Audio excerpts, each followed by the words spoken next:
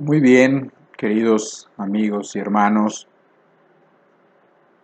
Vamos a pasar a continuación a la palabra de Dios. Vamos a abrir las escrituras en esta ocasión en abundantes textos. Vamos a leer bastantes textos eh, que nos van a dar la base bíblica, que es la base que nos importa para hablar del tema de hoy. Hoy vamos a hablar de el sentido de la vida, el sentido de la existencia. Es un tema muy interesante, tan interesante que el hombre se ha hecho esta pregunta desde, desde tiempos inmemoriales. Se ha tratado de responder esta pregunta. Muchas personas llegan a unas conclusiones, otras a otras conclusiones. En fin, vamos a hablar de esto que siempre es interesante. Quizás a algunas personas les parezca un poco filosófico. No pasa nada, lo vamos a hacer lo más sencillo que podamos. Surge esta plática, esta conversación con usted,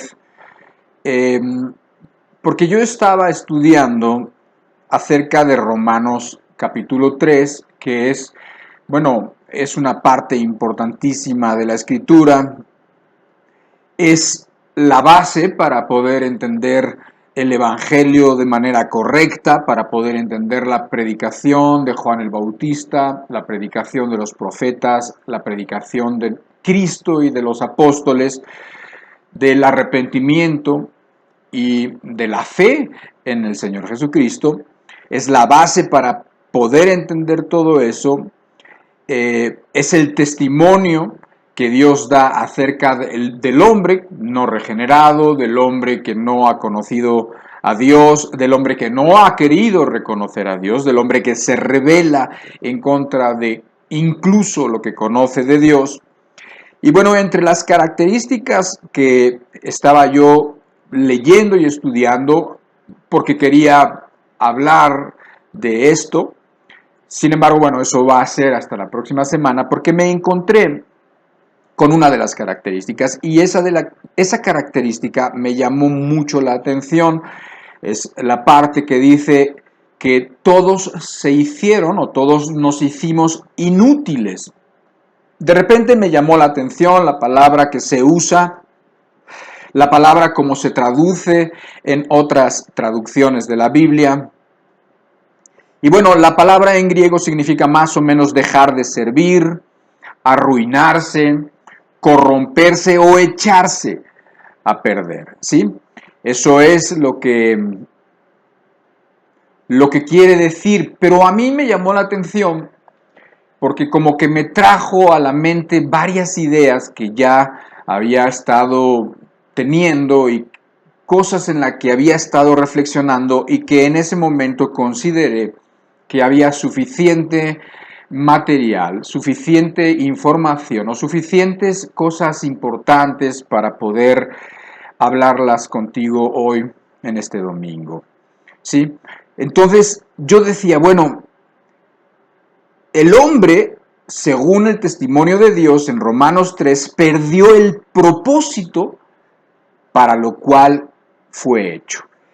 Y es la misma palabra que se usa en otras ocasiones. Y bueno, es la idea de, por ejemplo, de cuando la leche se echa a perder, cuando la leche se pudre. No sé si has olido la leche podrida, pero la leche podrida huele básicamente como si tuvieras un animal ahí que se estuviera pudriendo. No hay mucha diferencia. En una ocasión alguien derramó 1 litro o no sé cuánto en la cajuela del coche, y al principio no le dimos importancia y medio lo limpiamos, pero después de un día o de 2 días ya no pudimos dejar de tenerlo presente, que la leche se había echado a perder, y no pudimos quitar el olor putrefacto durante semanas y creo que incluso meses. O sea, lo que quiero decirte es que la leche, la cual fue hecha para algo, y ese por qué o ese para qué se hizo la leche, ¿no? Bueno, pues entendemos que es muy sencillo, entendemos que es para alimentar a los, no sé, a los becerros, si hablamos de vacas, o alimentar a los humanos, o a los niños, a los bebés, o a cualquier animalito, ¿verdad? Para eso fue hecha la leche. Pero si la leche se echa a perder, pues ya no sirve para alimentar, ya no está rica, ya no quita la sed, ahora solamente sirve para una cosa, básicamente para tirarla por la cañería, ¿sí? Así que hoy, bueno, pues vamos a estar con algunos ejemplos y con algunas reflexiones tratando de entender algo que la gente, que la humanidad se ha estado preguntando y que la mayoría de ellos no ha llegado a una conclusión satisfactoria, ni siquiera en respuesta, ¿sí? Vamos a ver cuál es el sentido de la vida, para qué estamos aquí en este mundo, cuál es la razón de nuestra existencia, para qué fuimos creados, etcétera, etcétera. Y para esto quiero que empecemos leyendo un par de textos muy sencillos. Uno está en Lucas capítulo 12 y verso 15 y dice así, está hablando el Señor Jesucristo. Y les dijo, mirad y guardaos de toda avaricia, porque la vida del hombre no consiste en la abundancia de los bienes que posee. O sea, el Señor Jesús dice, la vida del hombre no consiste, no te está diciendo en qué sí consiste, sino está diciendo en que no consiste en la abundancia de los bienes que posee. Obviamente, la vida se refiere a una vida plena, ¿no? Se refiere a la vida abundante, se refiere a la vida con sentido, o sea, con el sentido, con propósito. No consiste en la abundancia de los bienes que posee. Y Juan, capítulo 7, verso 38, dice la contraparte. Dice, el que cree en mí, nuevamente habla el Señor Jesucristo, el que cree en mí, como dice la Escritura, de su interior correrán ríos de agua viva. Aquí estamos nosotros viendo como una ilustración, una figura que imagínate a alguien que de su interior está rebosando agua, que está como una fuente que no solamente tiene agua, sino que tiene mucha agua y tiene tanta agua que se derrama por todos lados. Y esto lo estaba diciendo acerca de lo que provocaría el Espíritu de Dios en una vida, de esa vida abundante que sería suficiente para uno mismo y más, para derramar para otros también. Así hablaba de la abundancia de la vida y obviamente se refiere a todo lo que tiene que ver con nuestro tema. Se refiere a la vida abundante, se refiere a la vida plena, se refiere a la vida feliz, por usar un término que nos gusta mucho, ¿no? Una vida llena de felicidad, una vida bienaventurada, una vida pues muy, muy plena. ¿Qué te parece si le pedimos a Dios que por medio de sus escrituras y de las reflexiones o de los razonamientos, nos ayude a entender esto, nos dé respuestas y más que eso, nos ayude a vivir lo que dice la palabra de Dios? Padre, requerimos tu ayuda y pedimos el apoyo del Espíritu Santo para hablar a todos los que estamos aquí, para hablar a cada persona que escuche esto y cada persona que hoy tenga la oportunidad de leer juntos la palabra de Dios, palabras de vida eterna, la verdad, para que pueda, Señor, esa palabra engendrar vida en todos los oyentes, en el nombre de Jesús. Así sea. Bueno, pues te decía yo que la plática de hoy tiene que ver con el sentido de la vida, con el propósito de la vida. Es algo muy importante, tan importante, repito, que la humanidad desde hace mucho tiempo se pregunta este tipo de cosas, desde los tiempos de los griegos, y cada persona, yo pienso en cada generación, ha tenido con mayor o con menor profundidad este tipo de cuestiones y este tipo de interrogantes en sí mismo. Hoy en día el tema es más que necesario, es importantísimo. ¿Por qué? Porque tú ves que hoy en día las cosas están aún peor que en otras épocas. Estás viendo que la gente evidentemente no tiene claro esto, no tiene claro cuál es el sentido de su vida, cuál es el propósito de su vida, porque puedes ver todo el rato la presencia de angustia, o como dicen, angustia existencial en muchos, la confusión en la identidad, o personas llenas de depresión, o llenas de adicciones, o llenas de miedo. Y bueno, todo eso es precisamente el resultado de no tener claro y de no vivir el propósito de la vida como Dios quiere, ¿sí? ¿Por qué? Porque a esta pregunta, a este interrogante, pues muchas personas han tratado de darle respuestas.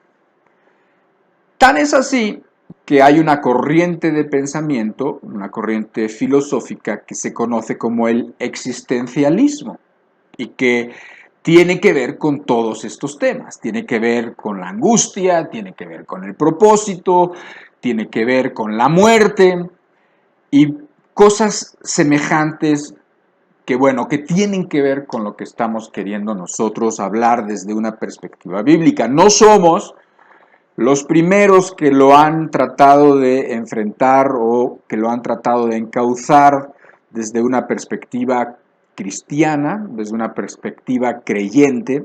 Ha habido otros antes que nosotros, hace 300 años, por ahí de 1700 y pico, hubo por ahí un científico, una persona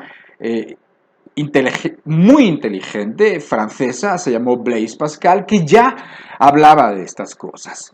Después, un par de siglos después, que él, hubo un teólogo danés, o sea, un teólogo de Dinamarca, que se llama Søren Kierkegaard, así se llama, y este hombre era cristiano, era teólogo y enfrentó este tipo de preguntas. De hecho, a él se le atribuye el uso de esta palabra existencialismo o existencialista. A él se le atribuye y él lo miró desde una perspectiva cristiana, digamos. Y llegó a conclusiones muy atinadas, o por lo menos a conclusiones en donde tomaba en cuenta la palabra de Dios y la fe. Pero los hombres hoy en día se creen que son más listos si son ateos. No es nuevo, ya tiene un siglo si tú quieres. Y entonces los hombres se creen más interesantes, más sagaces, más listos, son más aprobados por la sociedad, son más queridos, son más admirados si se dicen o si son ateos. Por lo que quiero decir es que la mayoría de los filósofos pues lo enfrentan esta pregunta desde un punto de vista no de la fe, sino todo lo contrario, desde el ateísmo. De hecho, muchos de ellos consideran a Dios y consideran la fe como algo en realidad malo, algo que limita al hombre, algo que hace que el hombre no pueda desarrollarse en su potencial máximo. Y entonces librarse de Dios o librarse de la fe para ellos es bueno. Este es el caso de un filósofo alemán que se llamó Federico o Friedrich Nietzsche, así, Nietzsche. Y este del siglo XIX, bueno, él proclamó que Dios había muerto, él incluso comentaba, porque no creía, que bueno, él era el anticristo, o de alguna manera se podía identificar con el anticristo, y bueno, pues el asunto es que de una manera más radical o menos radical, llegaban a conclusiones terribles.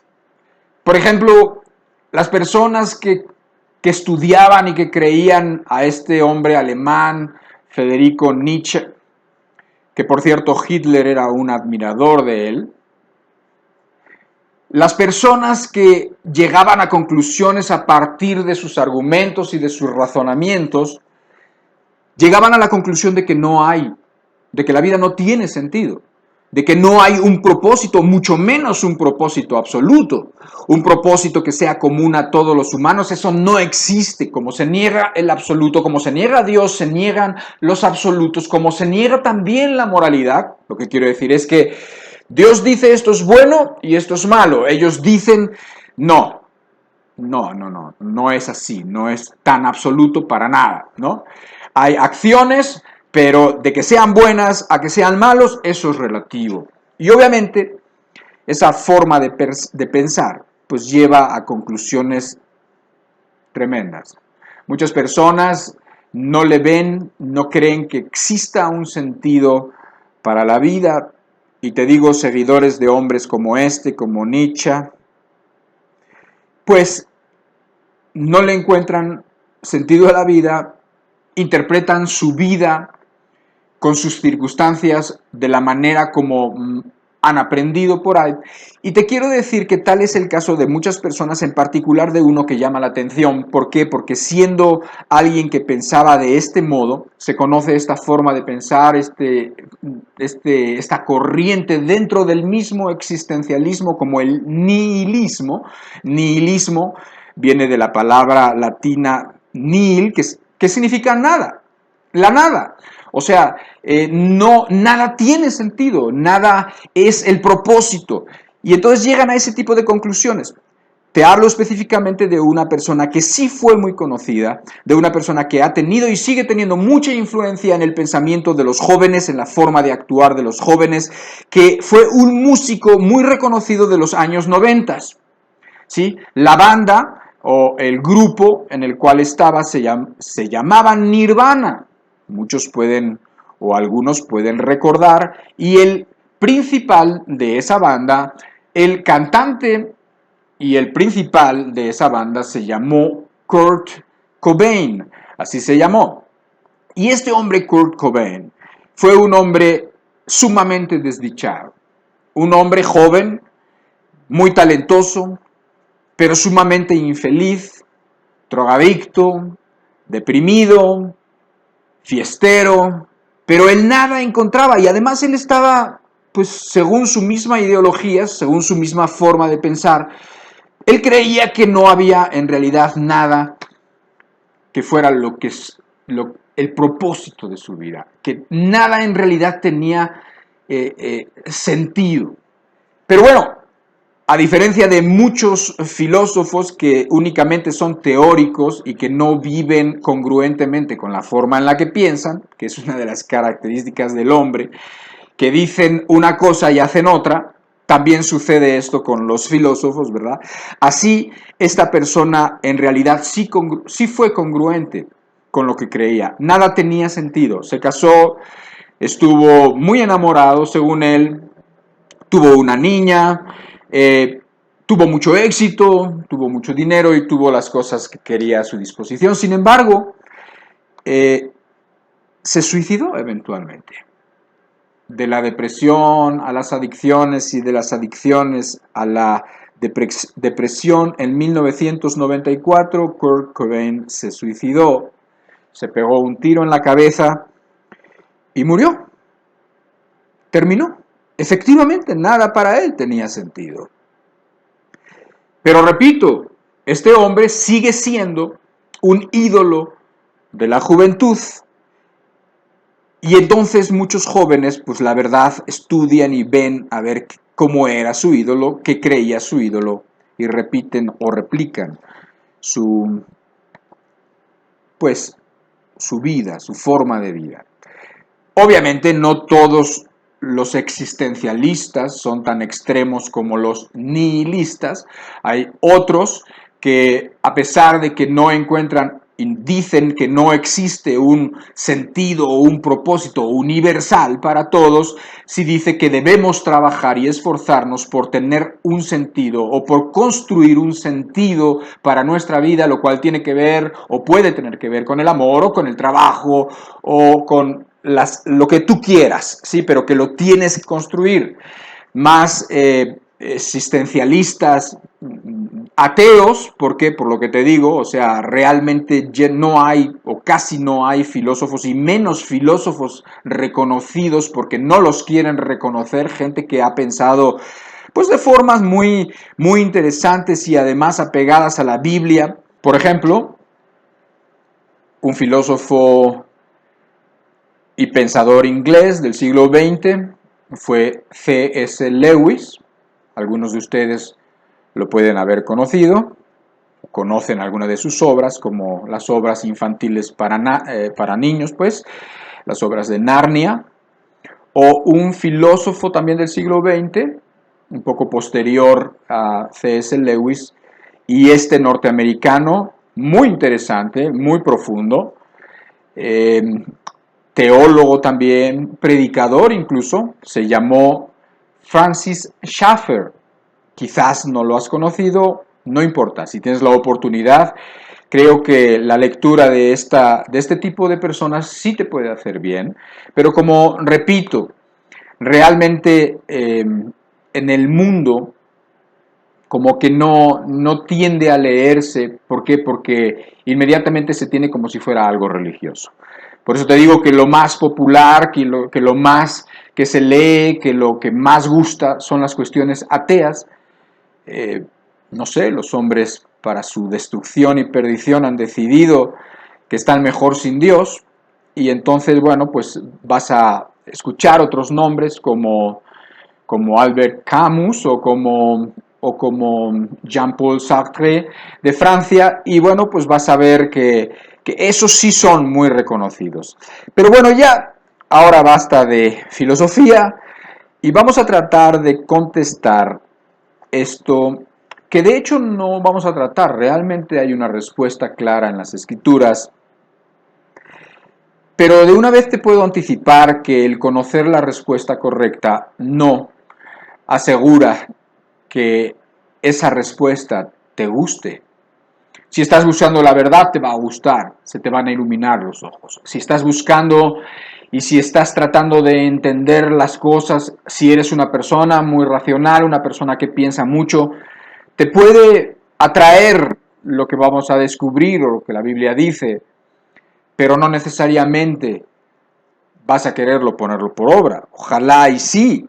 Muchas personas encuentran la respuesta, pero deciden que esa respuesta no les gusta y siguen buscando y buscando y buscando y seguirán buscando para siempre. Y no encontrarán, por cierto. Ahora, buscando en la Biblia, tratando de entender, tratando de usar la razón que Dios nos ha dado para que la usemos precisamente. ¿Por qué? Porque la Biblia también dice que Dios es nuestro culto racional. O sea, muchas de las cosas que nosotros entendemos de Dios o la fe que Dios requiere de nosotros son muy racionales, son pensándolo bien, es lo correcto, es lo que uno llega, oye, pues pensando bien esto que Dios dice es que es lo correcto. Y nuestra fe está fundada en algo y está fundada en alguien que es muy racional creer en él y que es muy O sea, que esa fe, como quien dice, no es un salto al vacío, sino que esa fe es en algo que es muy coherente creer y muy racional hacerlo. Ahora, yo he encontrado para mí mismo que me es muy claro relacionar algunas ideas. Por ejemplo, me es muy claro relacionar la razón por la que algo o alguien fue creado con el sentido que va a tener. O sea, si algo fue creado para algo en específico, para algo en particular, bueno, el sentido de esa cosa o de esa creación tiene que ver con que se esté usando o que esté haciendo aquello para lo cual fue creado. Si lo llevamos al hombre, si encontramos, podemos encontrar el sentido de por qué fue, o sea, de para qué estamos, lo podemos encontrar si encontramos para qué fuimos creados. Y después, si nosotros vivimos si vivimos ahí en donde la razón por la cual hemos sido creados, resulta que ahí es donde nuestra vida va a tener sentido, donde nuestra vida va a ser plena, donde vamos a tener una vida satisfactoria o en otras palabras, donde vamos a ser felices.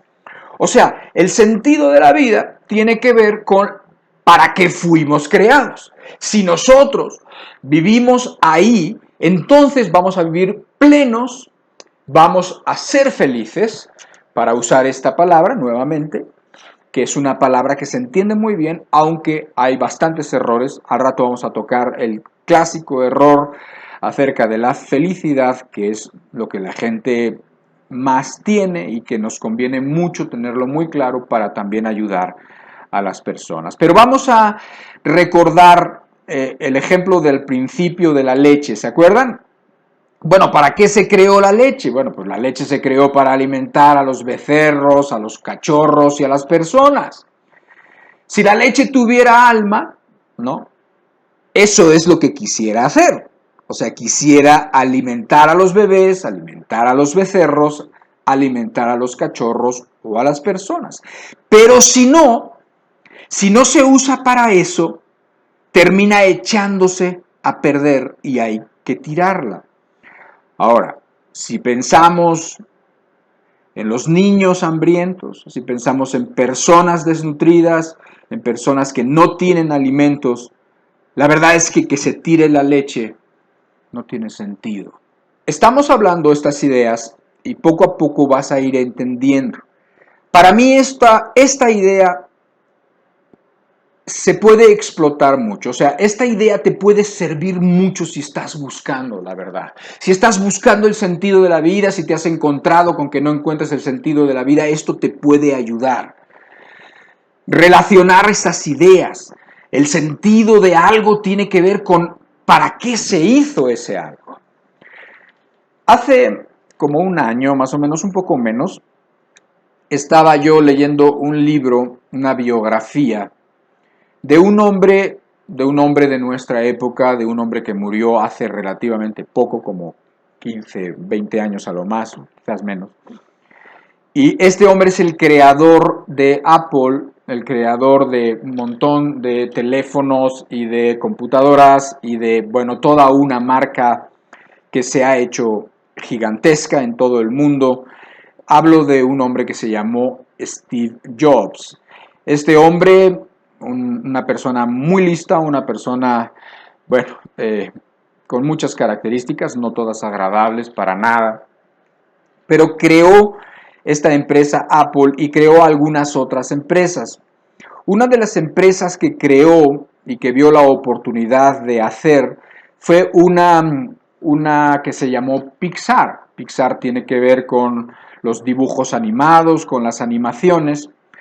Y bueno, leyendo en su biografía, realmente cuando ellos consiguen de una forma medio providencial y compran algo que no se llamaba Pixar, pero que tenía y usaba una computadora de diseño y una computadora donde pues se hacían ciertas animaciones, Y él a partir de ahí construyó algo que, bueno, fue inmenso después también y que se llamó estos estudios cinematográficos Pixar, ¿no? Pero cuando ellos empezaron, o la creación que fue la primera que hicieron, fue una que ahora te voy a poner una foto y que incluso quisiera que quedara esa foto, que te la voy a mantener esa foto aun cuando te voy a estar platicando algunas cosas. ¿Por qué fue muy interesante? Fue muy interesante para mí porque no solamente él, sino la persona que era el responsable, digamos, de esa área, la persona que era la que tenía el talento para hacer ello, que se llamó John Lasseter, que de hecho se llama John Lasseter. Bueno, esa persona y Steve Jobs tenían una idea muy clara de qué es lo que querían construir con esta historia que se llamó precisamente Toy Story. Si quieren, ahora sí, vamos a poner esta imagen y la vamos a dejar ahí un poquito. Esta imagen que tú ves en tu pantalla, bueno, pues es digamos, el cartel inicial. Quiero decirte que esto fue el 1995, ni siquiera se había acabado el siglo XX. Fue la primera cinta animada que se hizo allá en Pixar y la primera que usó completamente efectos digitales en la historia del cine. Muy importante, una historia interesante, pero lo más interesante es cómo ellos pensaron que debía de ser esa historia. Y tiene mucho que ver con lo que estamos hablando. Por eso, cuando yo lo leí, como que me vino una idea. Y esa idea se puede llevar como la estamos llevando ahora y la podemos estar transmitiendo, porque nos sirve a nosotros ahora en estas cosas espirituales o en esta búsqueda espiritual que tenemos, ¿no? Te voy a leer una parte corta del libro que precisamente habla de la creación de Toy Story, o una historia de juguetes, o juguetes como se tradujo en algunos lugares, en algunos países. Te repito, fue en 1995 y antes de hacerlo ellos estaban viendo cómo la iban a hacer, qué es lo que pretendían, qué había detrás de esos juguetes, etcétera, etcétera. Entonces ellos dicen, la idea que presentó John Lasseter se titulaba Toy Story. Se basaba en la idea compartida por Jobs de que los objetos tienen una esencia propia, un propósito para el que fueron creados. Si el objeto tuviera sentimientos, estos girarían en torno a su deseo de cumplir con su cometido.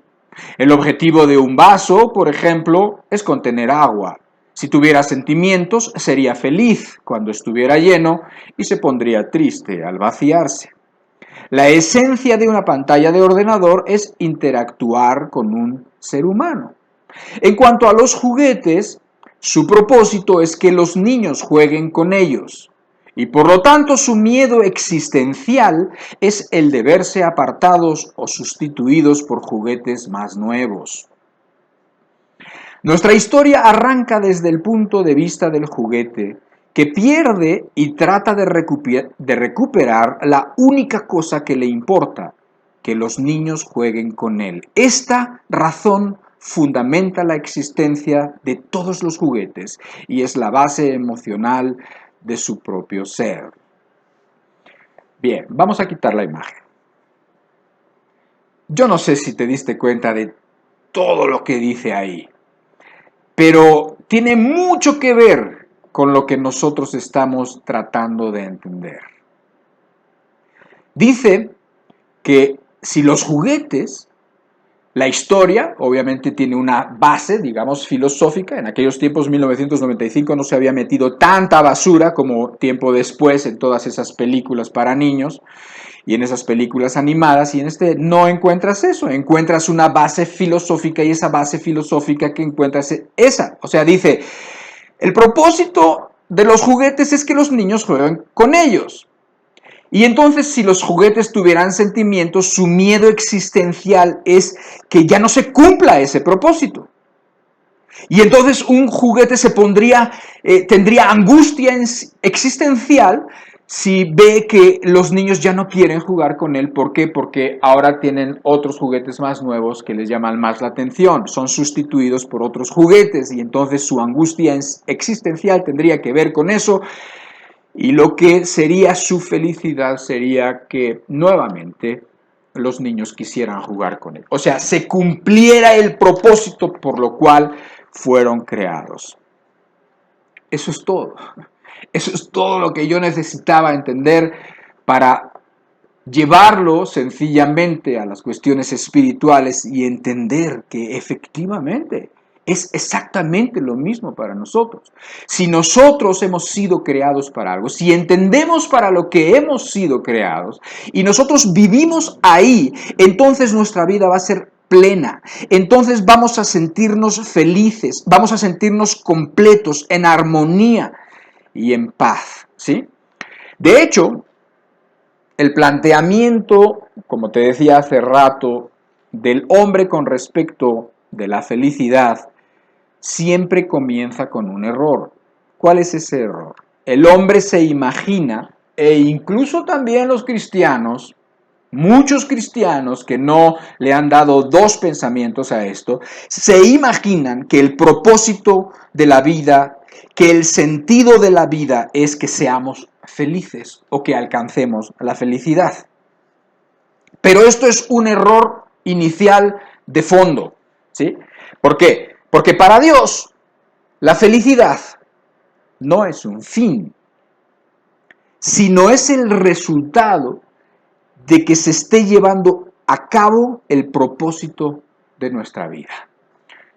Si nosotros nos enfocamos más bien en cuál es, para qué fuimos creados y que nosotros vivamos en ese propósito, que nosotros cumplamos ese propósito, la felicidad es un extra que se nos da. La vida plena, la vida satisfactoria. Si las gentes buscan la felicidad por sí misma, no la van a encontrar nunca jamás. Nunca la van a encontrar, porque la felicidad no es un fin. La felicidad es algo que viene cuando tú vives con sentido, con el sentido que Dios quiere.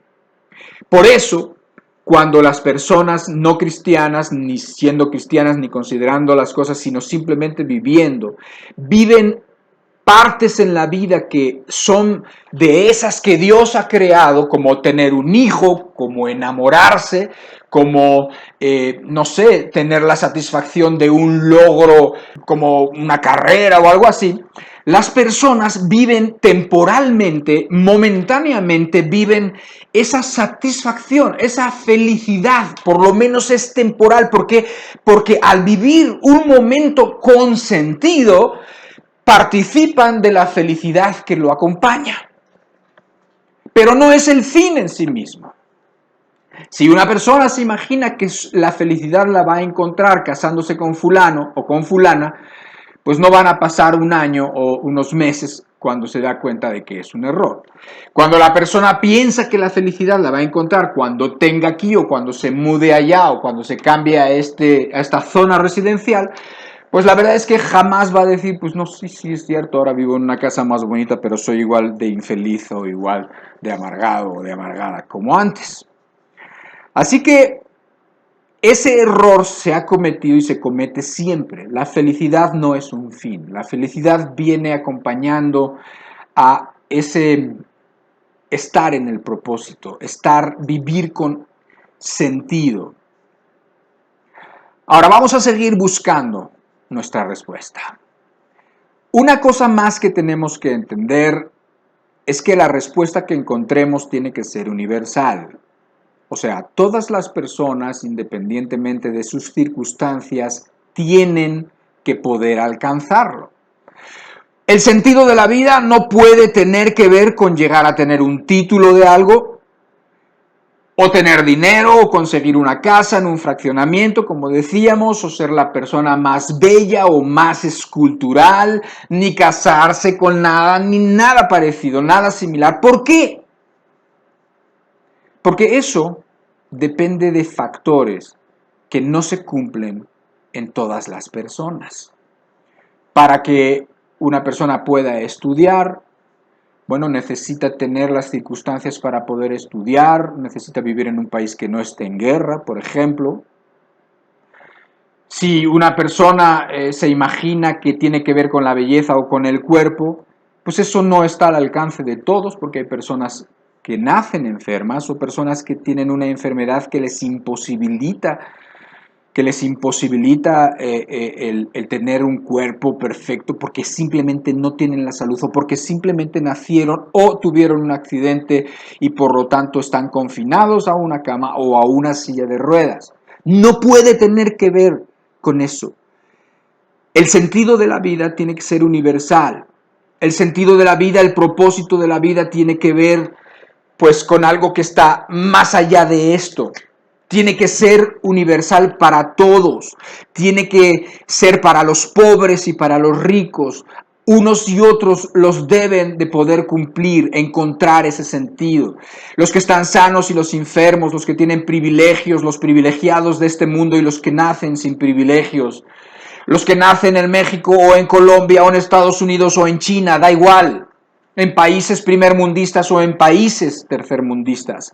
Ser de una raza o ser de otra raza. Tener estudios o no tenerlos. ¿Me entiendes? Tiene que ser algo que no dependa de eso. No dependa de las circunstancias de tu vida. Y la verdad es que la Biblia nos da buenas ideas y nos orienta a la persona que está buscando que vaya hacia allá. Para empezar, te dice dónde no está.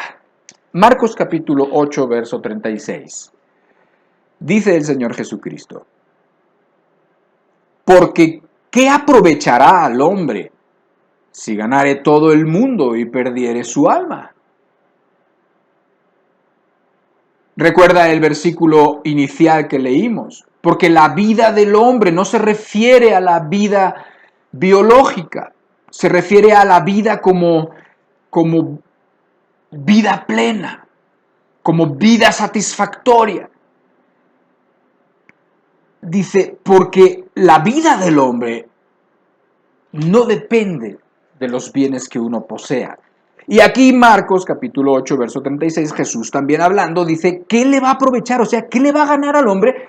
Qué mala idea el hombre que cree que si gana todo el mundo, así va a tener y conseguir la vida, cuando en realidad no la va a conseguir y además va a perder su alma.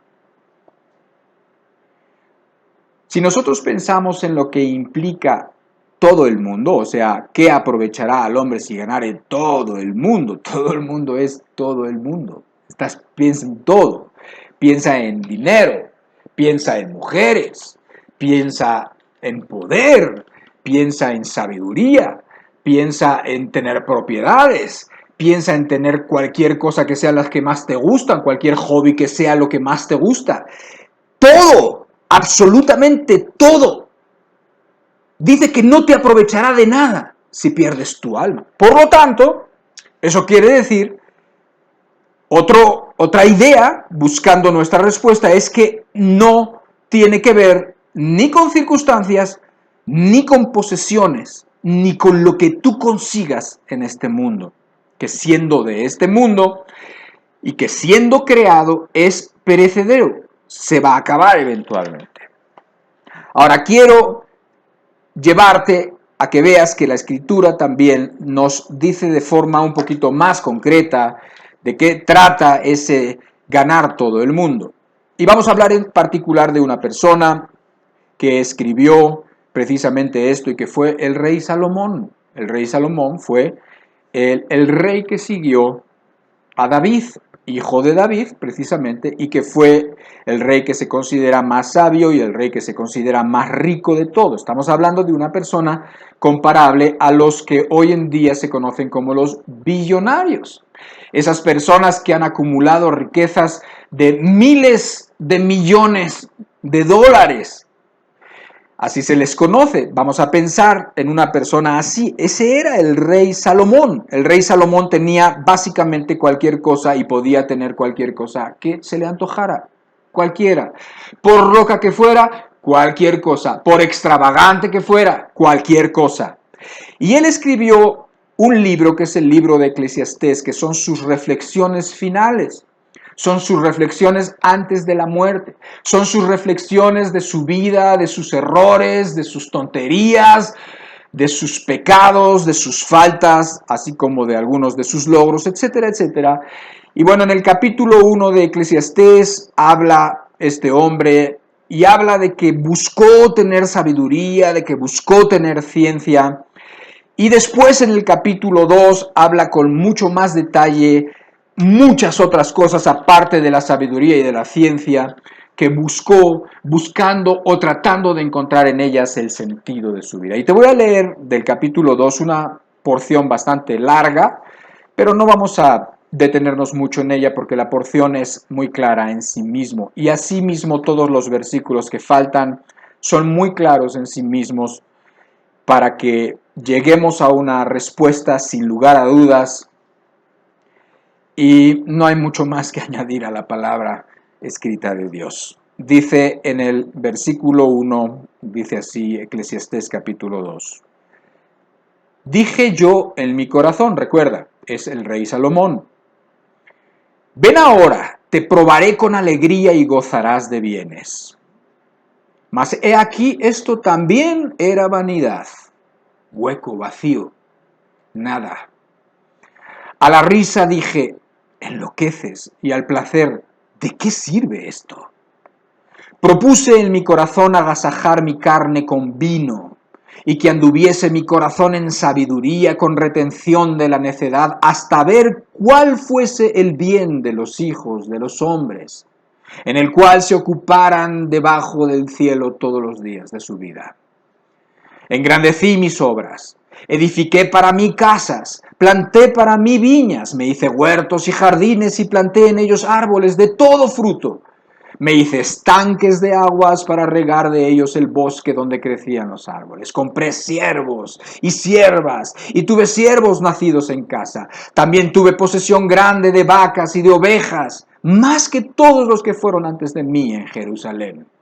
Me amontoné también plata y oro y tesoros preciados de reyes y de provincias.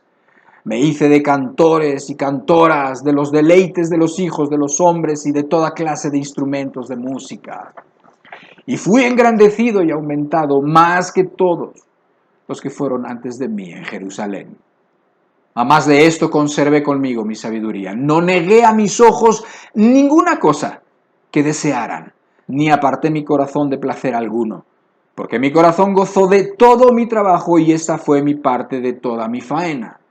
Miré luego yo todas las obras que habían hecho mis manos y el trabajo que tomé para hacerlas.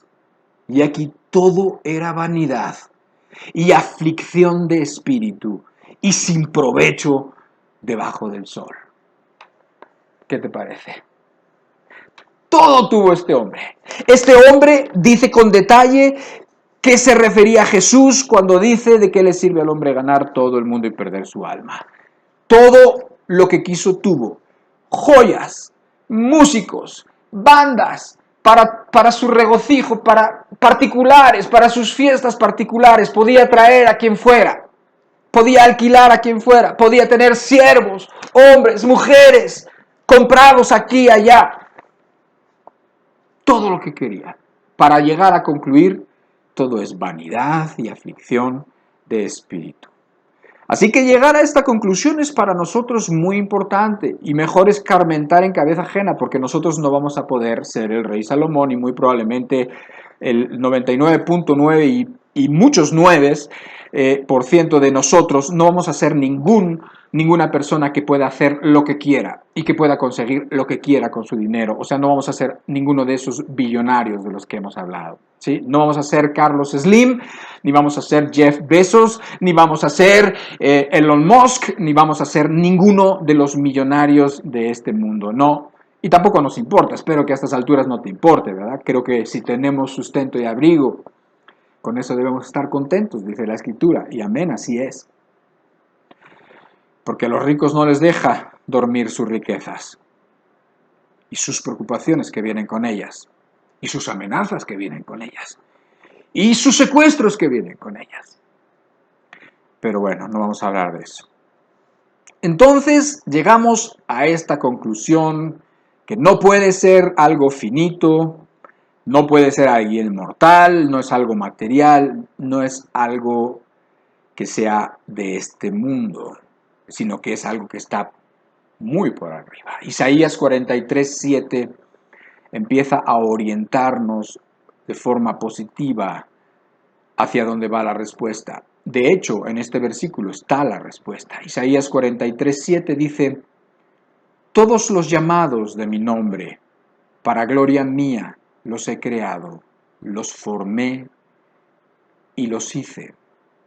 Todos los llamados de mi nombre. ¿Cuál nombre? Dios, Jesús, Cristo, ¿verdad? ¿Quiénes son los llamados del nombre de Cristo? Cristianos, hijos de Dios. Los hijos de Dios, los que Dios, todos los que estamos aquí, que Dios nos llama y que Dios nos está diciendo: quiero que te arrepientas, quiero que creas en mí, porque el que cree en mí tiene vida eterna. Todos aquellos que respondemos al llamado de Cristo, somos llamados de su nombre. Todos los que creemos en el Hijo de Dios, somos llamados de su nombre.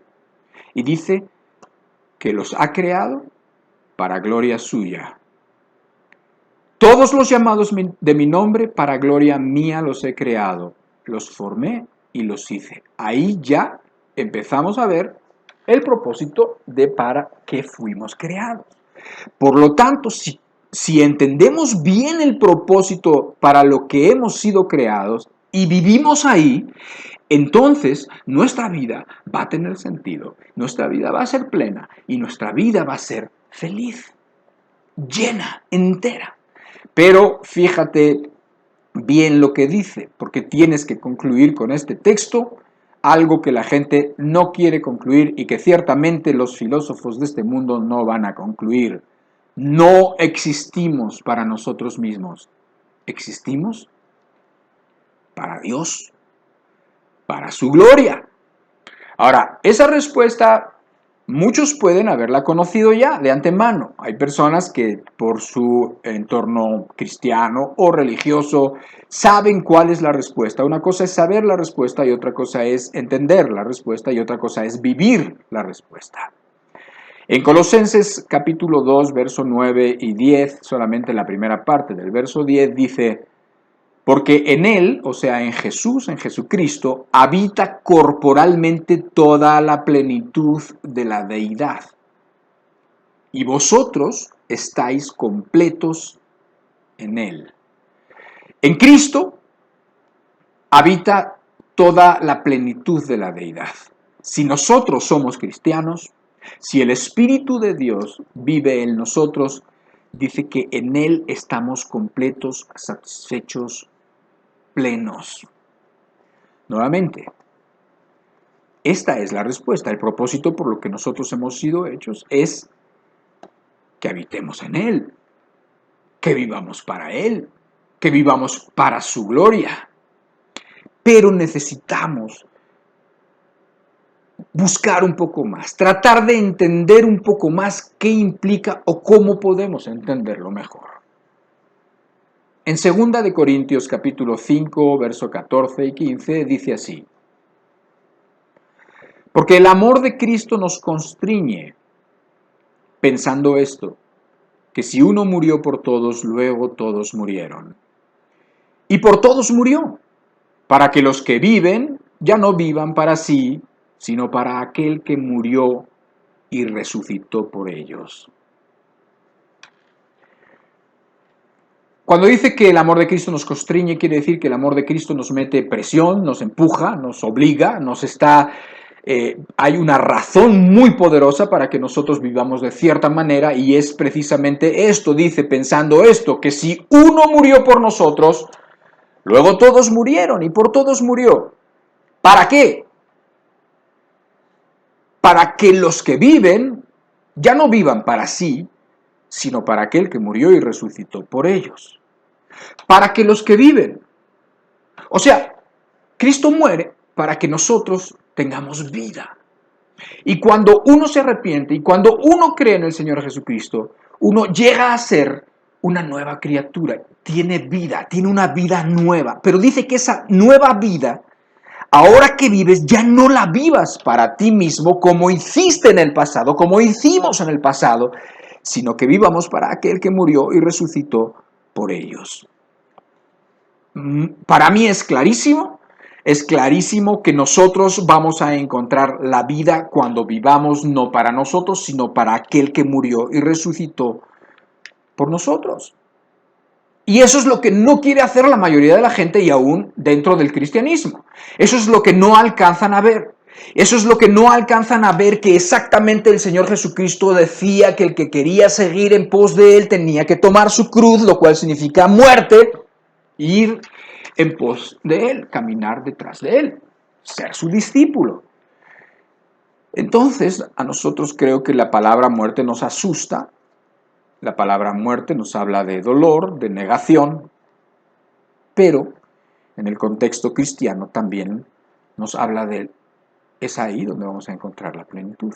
Es ahí donde vamos a encontrar que no hay cadenas que nos amarren, donde vamos a ser absolutamente libres, donde vamos a vivir confiados, sin ansiedad. ¿Por qué? Porque vivimos en las manos de alguien que es todopoderoso, y vivir ahí es lo que realmente te trae la satisfacción que el mundo busca sin saber siquiera qué busca. Primera de Pedro 2:9 dice así: mas vosotros sois linaje escogido, real sacerdocio, nación santa, pueblo adquirido por Dios, para que anunciéis las virtudes de aquel que os llamó de las tinieblas a su luz admirable. Así que dice aquí que Dios nos ha adquirido, que te quede claro, Dios quiere adquirirte. Dios es tremendo, es increíble. Somos nosotros los que deberíamos estar rogando que Dios nos abriera la puerta. Y sin embargo, la Biblia no en pocas ocasiones nos deja ver a Dios deseando que vayamos a Él, deseando adquirirnos.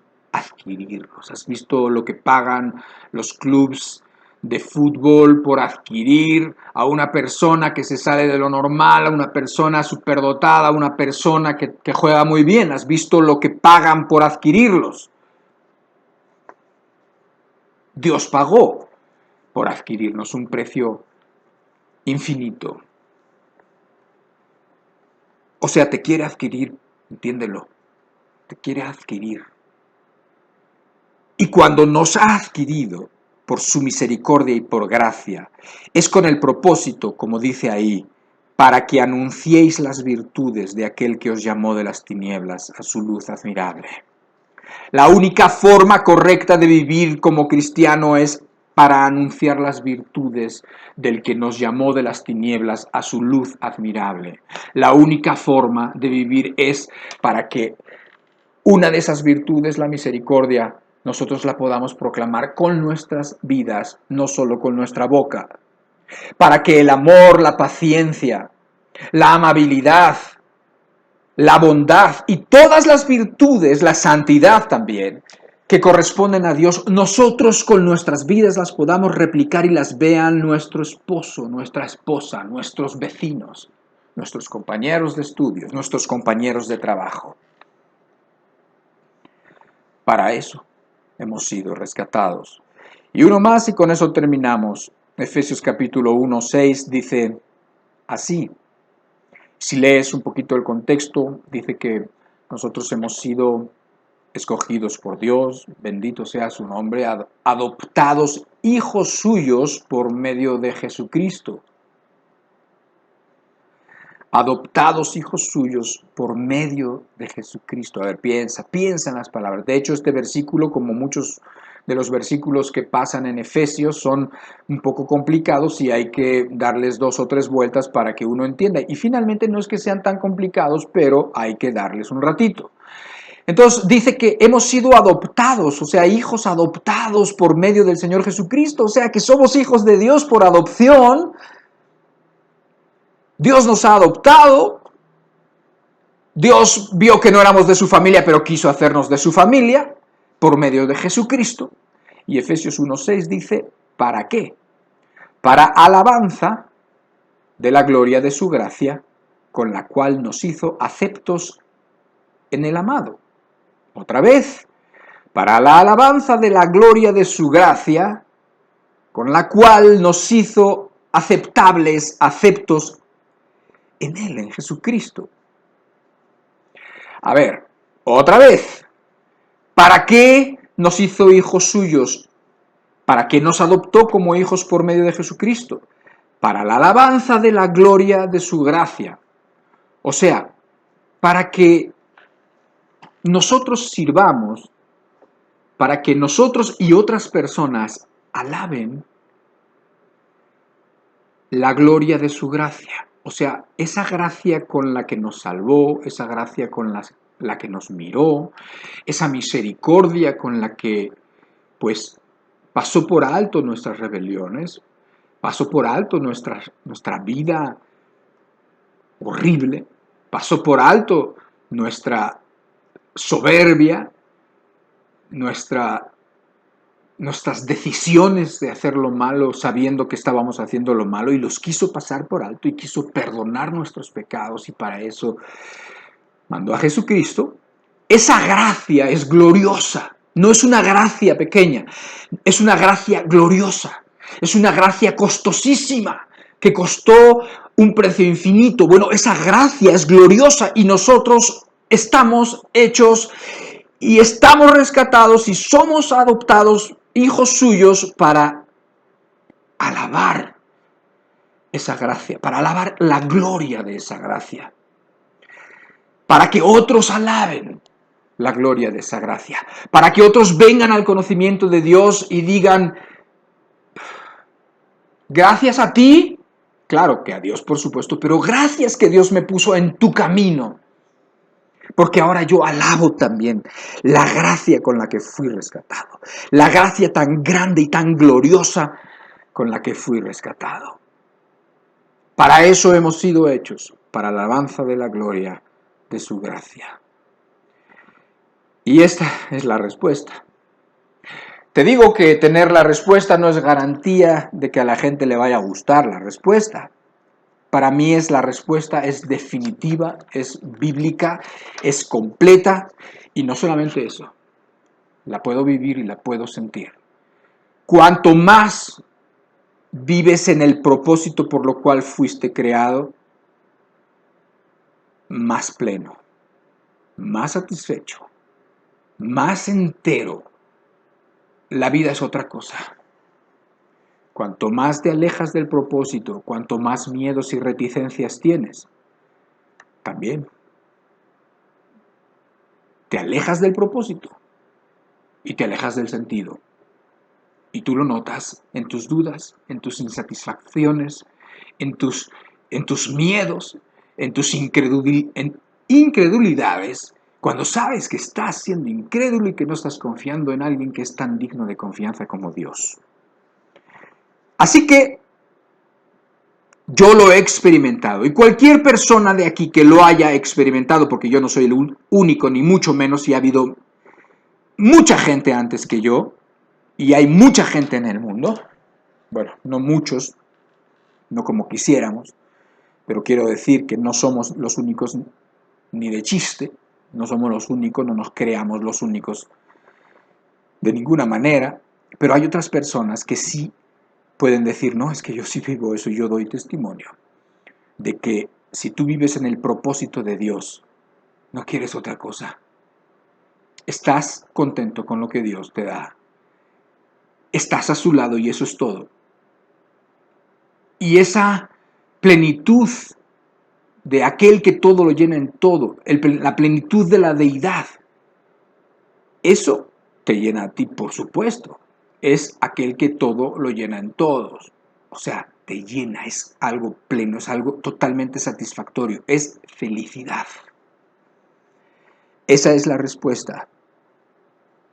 Ahora que tienes la respuesta, pídele al Señor que te diga específicamente a ti, en tus circunstancias, con tu vida y con tus pecados, con tu vida y con lo que has hecho tú de ella, que te permita y te ayude a vivir en este propósito.